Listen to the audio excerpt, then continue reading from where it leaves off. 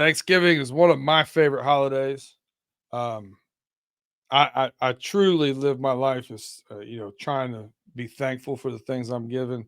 I work my 9 to 5 job in the food industry, and I've said for years now, owning restaurants, working in the food industry, doing whatever, never gets lost on me. There's a lot of people out in this world that don't know where their next meal is coming from, and I make a living, a good living at that, playing with food. So shout out to everybody out there.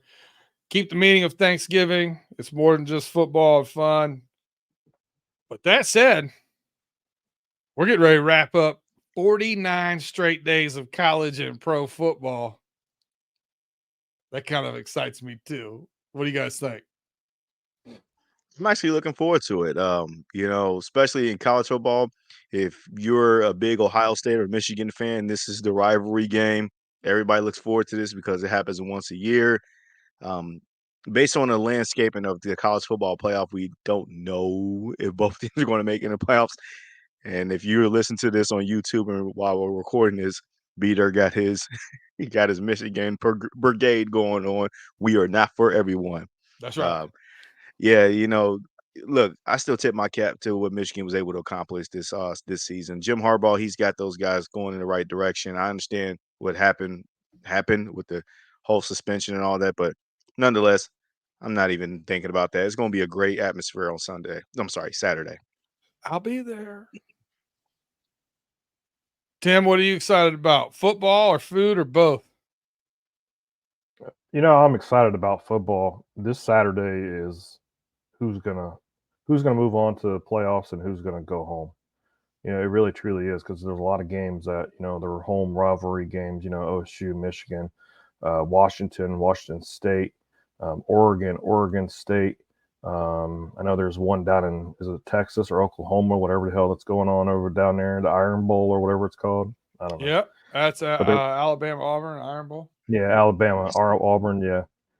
There's a lot of rivalry football that's going to be happening this weekend, and on Sunday, rivalry football will happen in the AFC North with the Steelers and the Bengals. Yes, sir. And I'm gonna be hyped up for that one. I am going to give one more shout out. Slow clap here for my guy, Mr. Jeff Bezos. Black Friday football? Come on now. I am here for that. Yeah, Oh Oh, yeah. send the ladies out shopping. I am staying at home watching that game. Let's get going. I'm hyped now.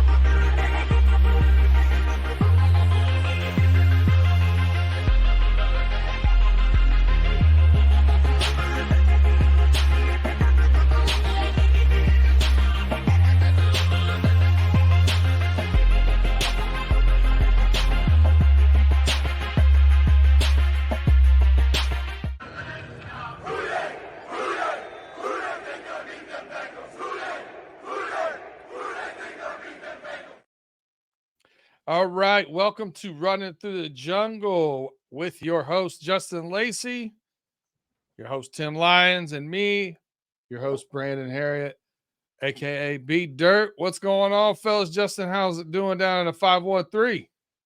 It's getting too cold out here. I know I didn't get a chance to get my full blown reaction after what happened to Joe Burrow on Thursday night, and a lot of the fan base here are just kind of like feeling very somber in their thoughts. I was one of those fans too. I'm not going to sit there and lie about it, but we had several days to process it and move on, and you know, and I think that there's still some hope relying on everybody thinking that the season is lost when it's still kind of not, man. You're still here. And I think there's a great opportunity. I'll go ahead and say it now that if you're thinking about just tanking for the rest of the season for a draft position, then I'm sorry, but you don't need to listen to me on this episode because that's not what my mindset is. I'm still looking to go out into the playoffs, if you ask me personally. But other than that, man, I'm doing great, man. Like we said in the cold open, man, Thanksgiving is the next day. I can't wait to feast on some great food and be with some great people. So that's where I'm at right now. Yeah, I've tempered expectations, but I haven't given up hope. That's for sure. Tim, what you got going on? Just thankful to have my family and my friends, and thank you and Justin for allowing me to be on this podcast with you guys. I appreciate it, and it's great to be a Bengals fan, even though we're going through this tough time with Joe Burrow being down. But you know, I think that we could shock the world, or we'll see what happens. But I'm thankful for everything. I am thankful to be alive. Yeah, and listen, there's a lot of dinged up teams right now, especially in the AFC. Um, Quarterback's gone. DTR now in Cleveland. You got some teams playing well now. Houston Texans, one of them now. The Jaguars seem to bounce back, but like Buffalo's not playing up to what they have been. Like there's some possibilities, man. I'd like to see us, fight and claw, and I'd like to be above 500 at the end of the year. I think that run that Tomlin has with being above 500 for like what, it's 17 straight years or something like that. I Since he's like been in that. the league. Yeah, I Yeah, like that. I like that. same. I'd like us to start building that too and have success, even when we have injuries or bad things happen or off years. I'd still like to be a successful team, be over 500 team that somebody doesn't want to play. You know what I mean? Um, Mhm. Mm. in order for us to do that, I think our defense is going to have to play better than they have the past couple of weeks for sure. I think we're capable of it. Uh, but we'll have to see. The proof is in the pudding, as they say. But let's start off with the big pink elephant in the room, man. We have entered the Jake Browning era. Jake Browning out of your neck of the woods there, Tim, out in Washington. Yep. Um, we need him. I don't know if you saw the press conference, but his press conference was pretty good. He was lighthearted about certain things and kind of funny. He made the comment, I guess this is what I do on Wednesdays now. Hmm. So he talked about what was different preparing wise. And, obviously he said taking some of those reps with the scout team versus, the ones. He goes, when the guys are supposed to be open, the ones are open. The scout team doesn't always happen. I thought that was kind of stood out to me. Um, the things that are different are just some of the obligation he has, like now doing that press conference. But I thought he, seemed very collected. He's, kind of like what Joe Burrow described him as, very even keeled. Didn't seem like the moment was too big for him or anything. So my first question for you guys, and I'll start with you, Justin. What are your expectations for Jake Browning, and did that press conference at all change your expectations for good, better, or worse? No, definitely. So I'll start off by stating this, and I'll get into the press conference because I did listen to it. It was like a 20-minute press conference. It's just him, just looking super calm, cool, relaxed, like a super chill, laid back college kid. But I'll get into the notes and It details of that here shortly. might have been the best sound of the year as far as sound It was quality really from a good, conference. right? And usually these press conferences are offered really poor sounds, and I don't know why they never still address that. But as far as Jake Browning goes, I'm not really going to expect a lot of things from him, as far as I want him to start being like he's Joe Burrow out there. He's not Joe Burrow, okay? And for people that think that they can just find a Joe Burrow on the street, you can't. He may have the right mental makeup based off of Joe Burrow showing confidence in him that he kind of he doesn't get super too high, doesn't get too low. I did watch him over the last couple of years when he was playing as our third string quarterback, and if people remember correctly, he's kind of the reason why Brandon Allen's not here. And Jake Browning outplayed Brandon Allen quite a bit of times during the preseason when they were lining up who was going to fight it out for the number 2 spot. Brandon Allen got the job more or less because of his experience, and Zach Taylor knows him. But when Browning was starting to play a lot better in those crunch situations during the preseason, he started showing his mobility and his, even though he don't really have the greatest NFL arm, he still showed that he was able to outplay a guy like him. So I I'd say that he's earned the number 2 job. Fair. Now, am I gonna expect high expectations out of him? Not really, but my expectation is I still want you to go out there and win the damn game. That's my expectation of you. I don't care how ugly it is. You know, you still gotta go out there and show that you can get the ball to your best players. When he took over for Burrow after he got hurt, I didn't think he looked very bad at all against that Baltimore defense. He still kind of pick and choose his spots of where he was going to throw the ball. He didn't feel the pocket as well as I hoped to have saw him when he walked right into a sack with a Dafe when he could have rolled out to the left. I'm not sure if anybody remember that particular play, but he did pretty well. He did okay, and especially in an emergency situation like that. Now you're telling me he got 10 days to prepare for this upcoming game. I'm still going to expect him to go out there and play well and play to win the game. I'm not expecting him to go for 350 yards and 3 touchdowns like he's Joe Shiesty out there, but I do. That's in my expectations of him, you know. So this is your NFL livelihood. This is what you signed up to do. You weren't drafted, but you still made the team somehow, you know. As far as his press conference go, I think a lot of fans are really like they're talking themselves into it. Like, okay, I kind of like with this kid's little swagger that he's got right now.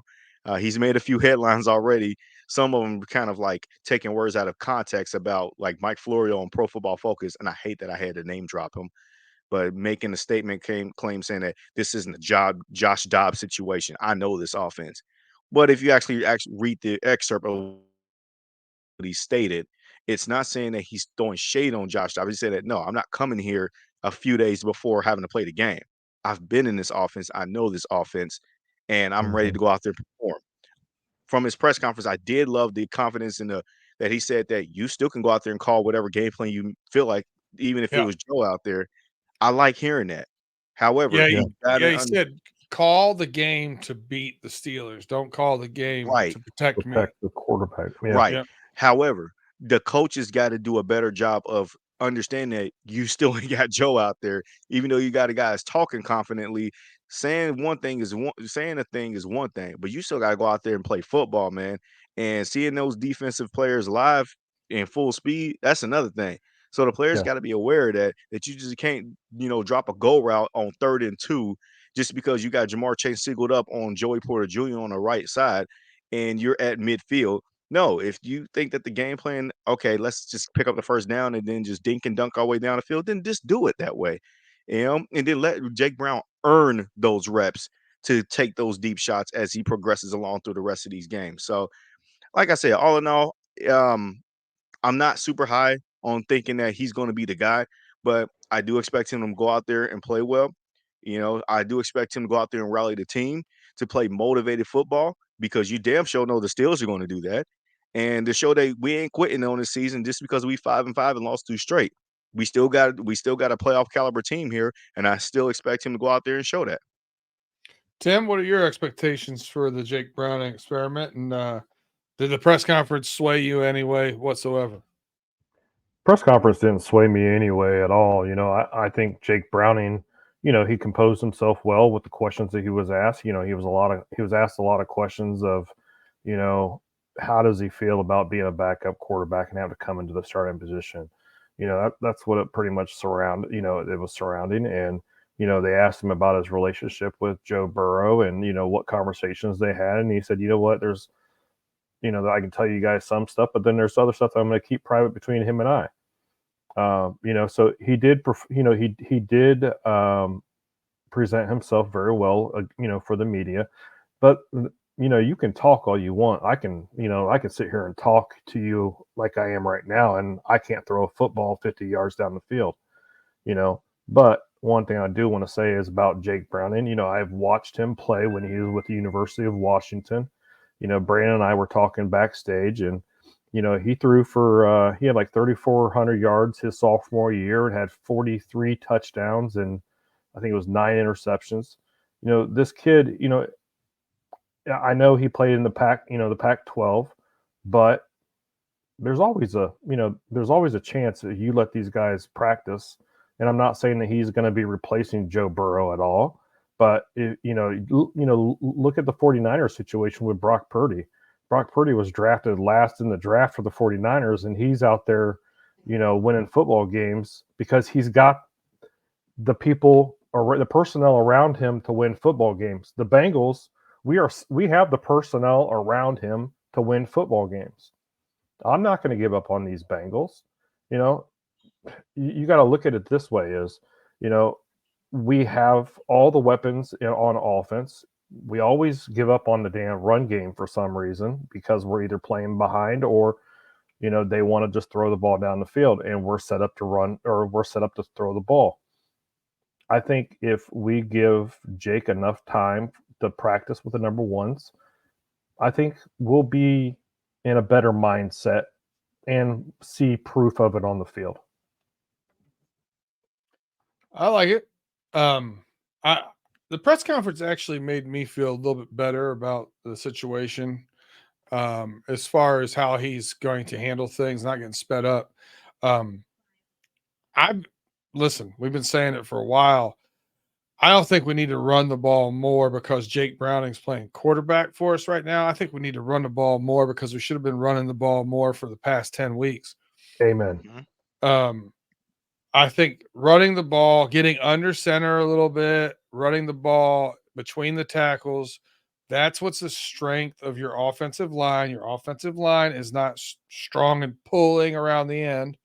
Let's get in between the tackles. Let's get some positive yardage, not be behind the chains constantly, not letting, I understand that short passing attack is, a good, just as good as the run game and quotation marks, but that doesn't stop the defensive line from pinning their ears back.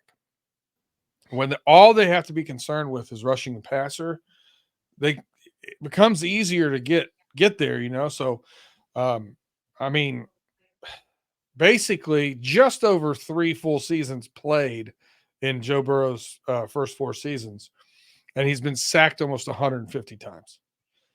It's way too much. So Yep. I think we should see something here that hopefully carries on into next year. When you look at teams around the league, Houston Texans a perfect example. We mentioned them. They're beating Arizona last week pretty handily, or I think it was Arizona, wasn't it? Yeah, it was Arizona and with Kyler Murray, by the way. In the first half, beating them pretty handily, and Singletary had 16 rushes for over 80 some yards in the first half. What happens in the second half? They don't give him the ball and they don't score. You know what I mean? Like, there's a correlation there. It's not a coincidence, guys. Like, you have to be balanced on offense because especially some of those, bootleg and deeper routes that the Houston Texans like to run that I would like to see us throwing to Jamar Chase and T. Higgins. Those take time. You can't have guys running up the field like they're on fire at you. So I look for the play calling to be better, and I'd like to see it going forward for the rest of time, to be a little bit more balanced. Like I said, Bengals balance is 60-40. It's not 50-50. Never will be, and I'm okay with that. I'm also curious to see if the team will rally behind him. One of the things I liked about him being a likable guy and about him being teams a lot of times when you have an alpha dog like Joe Shiesty, you can rely on him to make it or do it. Now will these guys step up and kind of help rally behind Jake Browning and give a little extra and push a little harder, and then that kind of mentality and teaching, and then having that conversation. If we would be playing like this with Joe Shiesty instead of him having to do it all, that's when it's special. You know what I mean? So I think there could be some really good things that come out of this. And that's, of course, trying to look at the silver lining, glass half full, guys. I don't know what your thoughts are on that, but that's my biggest hope for what's going on right now. Let me kind of preface about the rally around behind Jake Browning, because it's one of those things that's very easy to talk yourself into, but you don't actually know it's happening until you see it play itself out on the field. Very true. Yeah. So we because remember, when Ryan Finley jumped on the scene, we all look at Ryan Finley now and that, this dude was a bum at quarterback. But when we were going for the last season of Andy Dalton, we started off 0-11. Everybody remembers Ryan Finley for the Steelers game that he started. That dude only completed 7 passes in that whole entire game. I don't even think he even completed 7. I think he threw 7 passes. But we still won that game because of all physical toughness. But people that don't remember Ryan Finley, the reason why he ended up getting a backup quarterback job to Andy Dalton that season is because that preseason he outplayed Jeff Driscoll, and I don't remember who else was there, and he played really well. And that's why he got the number 2 spot. So when he ended up getting named as the starter after Andy Dalton got benched, people were saying the same exact thing we're talking about Browning. Oh, the team I think is going to rally around behind him, galvanize him to get him to a win. I think they're going to be motivated. And he ended up shitting the bed. Excuse my French, but Yeah. he ended up just being complete dog water.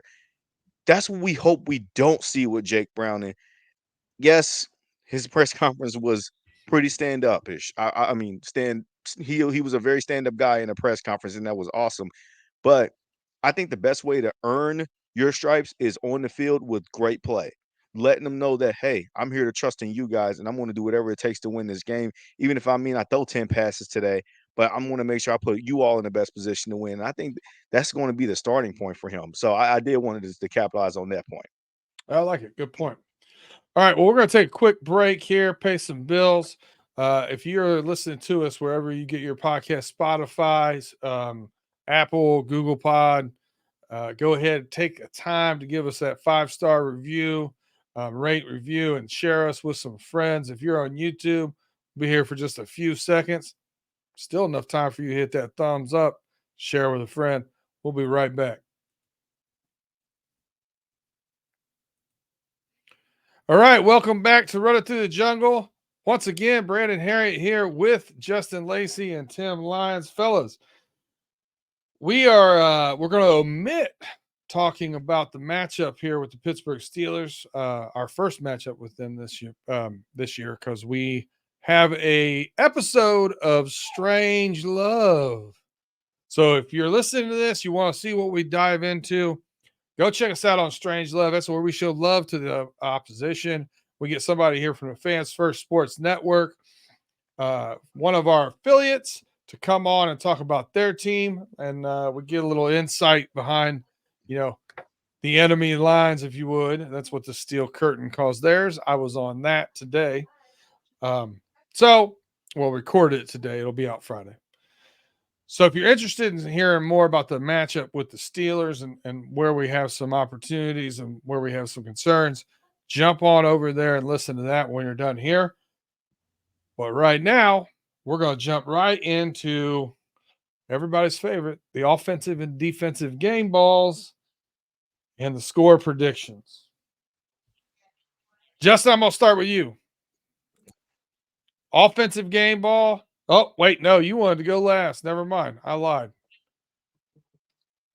I'm going to go ahead and start with Tim. We're going to run down the whole thing. Tim, offensive game ball, defensive game ball, and score prediction. You're on the hot seat. Go for it. My offensive game ball is going to go to Joe Mixon. I believe we're going to end up running the ball a little bit more than what we have been. Joe Mixon's going to pop off and score a touchdown. Last week he had 100 yards total offense and a touchdown. I believe he repeats that this week. And defensive-wise, I'm going to give the ball to Jordan Battle. I think Jordan Battle comes in there and is going to be involved in a lot of plays. I say he's going to end up with at least 10 tackles, maybe a sack. Now, Back score to prediction. back. Yeah, score prediction-wise, kind of on the fence here because, we got Jake Browning coming out here for the first time as a starter. I'm going to say the score is going to be 22-17.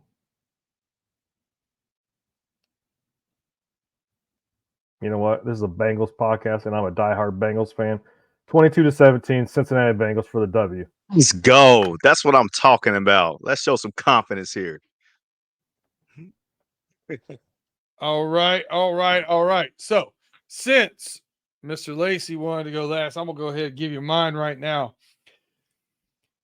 Steelers are banged up at linebacker. They brought Miles Jack back out of retirement, put him on the practice squad. They also picked up a retired linebacker from, I believe, Buffalo, maybe. I don't remember. I saw that today in passing while I was snaking out a drain here at my house, so didn't really get to read into that too much. But because of that, and because of the way we're going to probably run our offense, I'm going to pick Tanner Hudson, offensive game ball. I think he gets 8-9 catches, 90 yards, scores a touchdown. Tanner Hudson's first game ball for the Bengals. I like that. Nice. Same.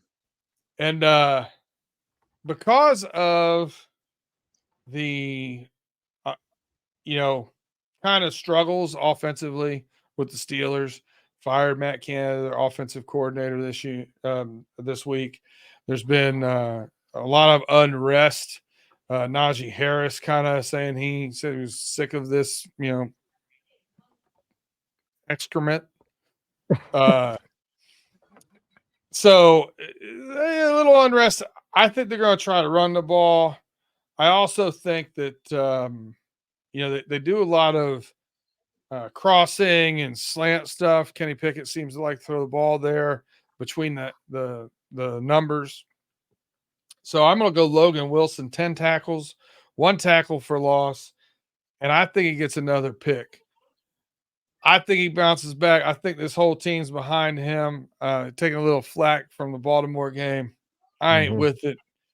The man's a great player, and I think he plays the game the right way. So I'm going with Logan Wilson, defensive game ball. Now, on the Steel Curtain Network today, I took the Steelers to win 17-13. We need to sign a petition to get you removed. I don't know. Without T. Higgins, I don't know where I'm at with us moving the ball. This is what I said. I said, I normally, when two teams are fairly evenly matched, I look at, adversity going around as both of us are having it.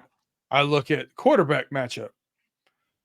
Quarterback matchup, I don't know, right? I don't know what I'm going to get from Jake Browning. I know Kenny Pickett hasn't been good to start off his career, but I don't know if that's because of Matt Canada or in spite of him. So then I go best player on the field. Best player on the field in my mind, TJ Watt. So that's the reason why I gave my score prediction I gave, 17-13. That was before I listened to the press conference. It was before I listened to you guys. I don't know, man. Can we score another touchdown and pull this one off? All right. Do it. All right, screw it. I'm on 2017 Bengals. Pull it off. There we go. There we My go. man. All right. My man. It's going to be a tight game, though. I think it's going to be a real tight game. Justin, what you got going on? Well, for sure, it's definitely going to be a close game. This is going to be one of them dogfight AFC North kind of like battles. But the reason why I wanted to, for all the listeners and viewers out there, that I stated that I wanted to go last was because we were talking offline, and I thought I was going to be one to predict the Bengals to win the game based off of the newly structured offense of what we're looking like, and everybody's down on us right now. And I was going to just try to shoot some confidence, and I thought I was going to be the only one to have to do that. But we successfully turned both B Dirt and Tim into believers that the Bengals are going to win this game. From pessimist to optimist, just like that. Man, I like that. And that's where I'm going. I'm going to start with the score prediction, then I'll give my game balls. You know what? I do like that 22-17 score prediction, Tim. I do like that. I'm not going to be like you and copycat it because, you can. You can be like me. Hey, we all wanted to be like Mike. You can be like me.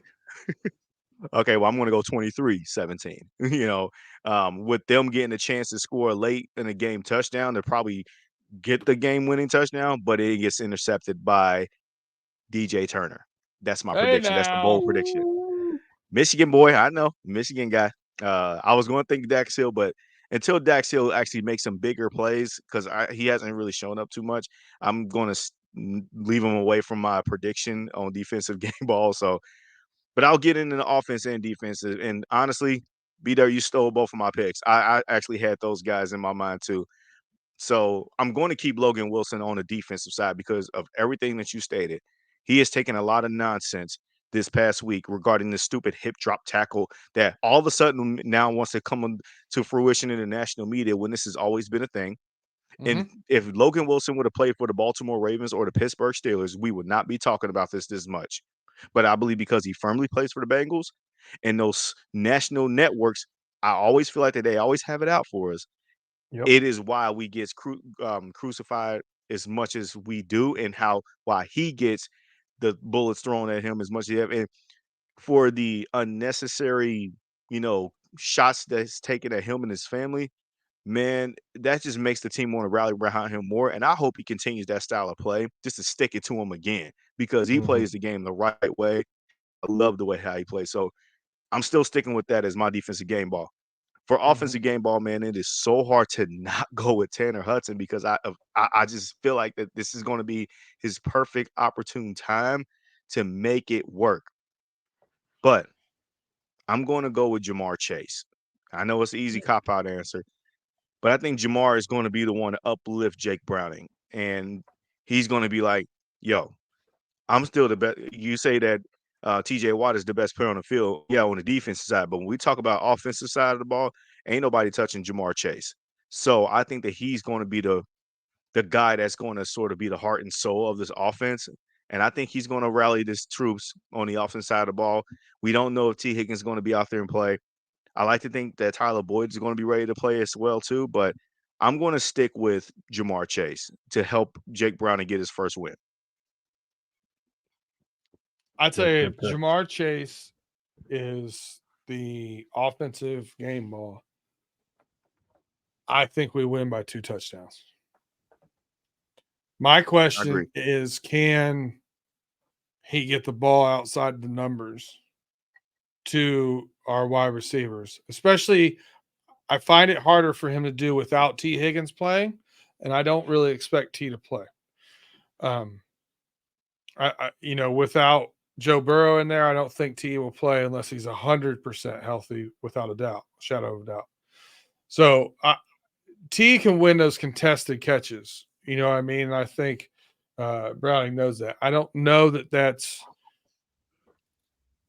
as good as a strength for Jamar Chase. So Mhm. if he's able to get Jamar Chase the ball like that, where he has 8+ catches, gonna be good for us. Real good. So I Yeah. dig Definitely. it. I think that too. What's very versatile about Jamar's game is he is versatile. He don't have to just be a deep threat receiver. He can catch short, intermediate routes and take them to the house from there. But like, because I just don't trust Jake Browning's deep ball. Like we saw him airmail a couple of balls down the field, and they would just look like that, like he was just floating them up in the air for somebody to just either pick them off or just to go incomplete. It just I don't trust his deep ball accuracy at all. As a backup quarterback or even an NFL quarterback for the time being. I even saw that in the preseason, but I do trust him to be able to make their short throws, like he did on Thursday night. And Jamar Chase is the perfect candidate for all of that. And Trenton Irwin, I can't necessarily forget about him too. So that's why I go Jamar. Jamar can make a short throw into a long gain too. He can do that Yep. very quickly. He looks like a running back when he takes off with the ball. All right. Closing. Happy Thanksgiving to everyone out there. Hope you get to enjoy some good grub and some good company with friends and family. Tim, any parting shots here for Thanksgiving? I just want to say happy Thanksgiving to the troops that are overseas right now that can't come home to their families right now. God bless Amen. America. Who day? I like it. Justin, I gotta have you start going first. You keep following Tim. He's got some tough stuff over here. I know, but I'm not gonna. I got my whole thing I gotta say. God bless the All right. troops out there. Happy Thanksgiving to everybody as well. Um, don't give up on the season just yet. I understand that it is very popular that when your starting quarterback goes down, it is very easy to get down in the dumps and just look forward to mock draft season.